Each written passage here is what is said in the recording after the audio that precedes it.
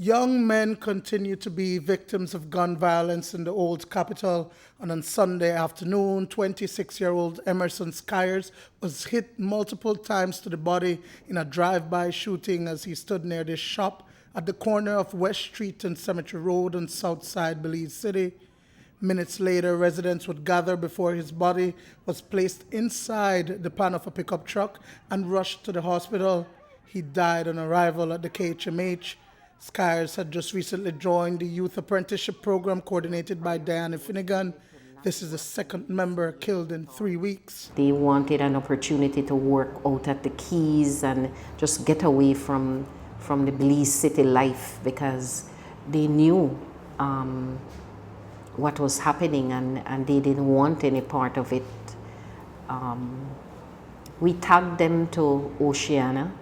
And I have to give thanks to Janelle Chanona for embracing them and for seeing their worth and potential. I was left with the responsibility to go get his mom and bring her down to the city because she lives out in Sand Hill, bring her to the hospital.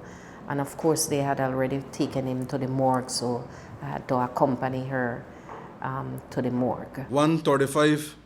Yesterday, Sunday, police visited the Carl Houston Memorial Hospital where they saw the lifeless body of Emmerson Skyers, a Belizean apprentice of Tillett with several gunshot wounds to his body. So far, that police gathered is that Emmerson Skyers was walking on Cemetery Road, almost at the corner of Cemetery Road and West Street, when a vehicle coming from the direction of Cemetery Road towards Albert Street passed him and fired. A person from the vehicle fired several shots at him, causing the fatal injuries. The incident occurred in proximity of a fixed patrol just in front of Taylor's Alley, and police are working to solve the crime. Despite the presence of officers in the area, the gunman still carried out the crime in broad daylight. Yes, there's a foot patrol. The foot patrol is almost by the homeless shelter, which is almost 2 or 3 blocks away from where the actual shooting happened, which is a kind of distance apart from the static patrol on that side. It was at a distance where the shooting happened. So, and were they able to pick up anything? Yeah, based on certain information, we are working on what we have gotten from them. Skyers was arrested and charged back in 2015 for the July 31st armed robbery of First Caribbean Bank.